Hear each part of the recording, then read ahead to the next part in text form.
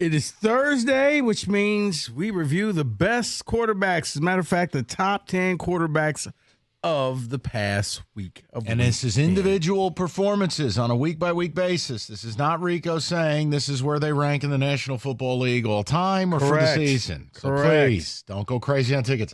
No, please don't. And after 5 interceptions, Jared Goff will not be in the top 10. Sorry. I think we all are accepting of that. But here's the sad reality. He was close to making it. But at number 10, Patrick Mahomes, 28 of 42, 266 yards, 1 touchdown. He rushed for 19 yards. They scored 14 points. 13 points.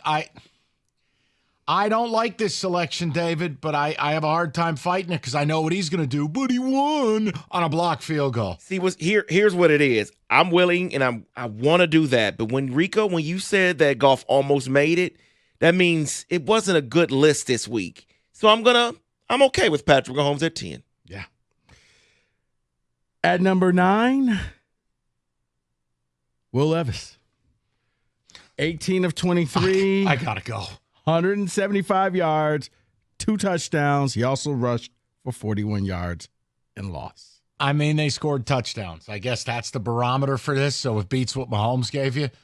They weren't terrible. It's just Chargers are a pretty well-balanced team, well-coached team under Harbaugh. I'll live with it. But, man, if Levis is 9, Mahomes 10, what did we have to work with this week? A lot of picks were thrown this past week. So losses, you play well and you lose, that's okay. You just go out there and just give the ball away. I can't reward that. Justin Herbert at number 8, 14 of 28 for 164 yards, 1 touchdown. He rushed for 32 yards and also scored another touchdown in a win over Tennessee.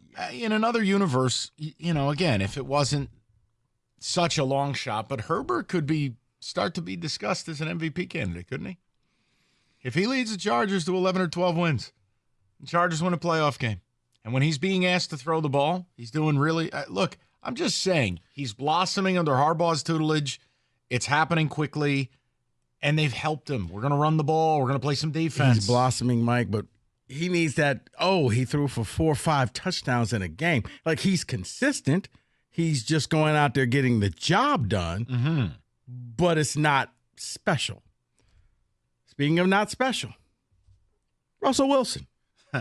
Coming in at number 7. David's going to slap you.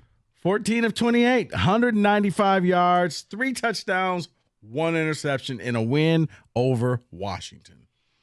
David? I am so interested to see who you have above him.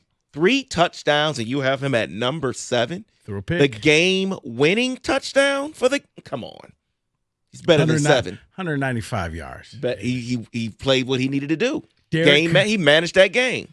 Derek Carr, number 6, 16 of 25, 269 yards, 2 touchdowns, and a win over Atlanta. No. No? Russell Wilson should be above him. Oh. Game-winning touchdown. How have you gone from a guy who hated Russell Wilson to a shill? Do you want to help me with that? Because we're 7-2. I have to go with the train at this point. I don't like Russell Wilson, but we're 7-2 leading the division. Yes, I'm all in. Okay. Well, you're going to hate me. For number 5. 25 of 36, 353 yards, 2 touchdowns, rushed for 17 yards. Is that good enough or no? Sure. Brock Purdy. Oh, come on. In a win over Tampa. No, it's not okay. Oh, Brock Purdy. David, he's not wrong. Come on. He's not. And his throw to Kittle was outstanding. Yeah, he had a really good game. Really good game. For a week, we can stop the slander and be somewhat sincere. Purdy was incredible because Baker wasn't letting that team loose. No. And he battled back, and he battled back, and he battled back, and his idiot kicker missed 3 kicks. And then his long snapper got choked out by Debo. There was a lot going on in that game. If there was a such thing as an MVP loser, it would be Baker Mayfield. Like, Baker, he's never going to win the MVP. He doesn't quit. Even though the team is bad, he's like, guys, we still have a chance in this thing, and they do until they lose. If the MVP was actually given for value, right, Baker should be in the discussion. He is on a team that has lost every meaningful weapon. Their offensive line has been a train wreck all year. And Baker, every week either wins or has his team in a spot to win, and that's back-to-back weeks. They play Kansas City. They go to overtime. He never gets to touch the ball in overtime. The next week, they go to San Francisco, and what happens here? It is a back-and-forth deal. He stiff-armed Nick Bosa, for Christ's sakes. Yeah. You should win the MVP on that alone. I mean, to keep a 270-pound guy from murdering you and delivering a clutch throw. On fourth down. So, yeah. At number 4, we go out to the desert. Kyler Murray, 22 of 24. Very Jared Goff-like. Yes, but guess what? He's turning into a real quarterback. No, he is, Mike. 266 yards, threw for a touchdown, rushed for 21 yards, and scored 2 touchdowns on the ground, David. No picks. That's why he's ahead of your guy. He's playing great this year. And the fact that I see tape of him going through progressions, not just trying to run the ball, but going through his progressions and making the right throw, the right decision, yeah, he deserves it. You know what it is? I think that the Cardinals are kind of getting the Lions treatment from a few years ago. It's the Lions, so you really don't take them seriously until you are either losing or in a close game. You're like, man, I really wish we would have studied a lot more this week because I don't know what they're about to run. At number 3, Jalen Hurts, 14 of 20, 202 yards, 2 touchdowns. He also rushed for 56 yards and scored 2 touchdowns in a win over Dallas.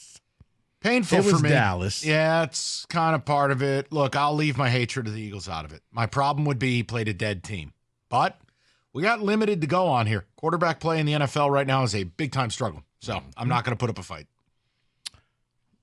At number 2, we're going to go Lamar Jackson. 25 of 33, 290 yards, 4 touchdowns. He rushed for 33 yards in a win over Cincinnati. He's getting it done. He's getting it done with his arm. He's your MVP. He'll win it a third time. I'll get upset about it. He'll tank a playoff game. You know what it is? I'll laugh. I think this past week, it went from being a discussion of him and Goff. Goff threw 5 picks and just kind of walked out and said, we're good. 2 of the last 3 weeks, Goff gave you a 62-yard passing game. Not his fault, but reality. And then a 5-interception game. You're done. It's over. And that's okay. He can still be my quarterback. I still love him. Yeah. I still think you're going to win a Super Bowl with him. Still finding ways to win. But yeah, you can leave out all the MVP stuff. As he says, we're just built different. And at number 1, even though they lost the game, David, does this go to your standards? Daniel Jones. 34 of 56, 428 yards, 4 touchdown passes. Joe Burrow. Yeah, he balled out.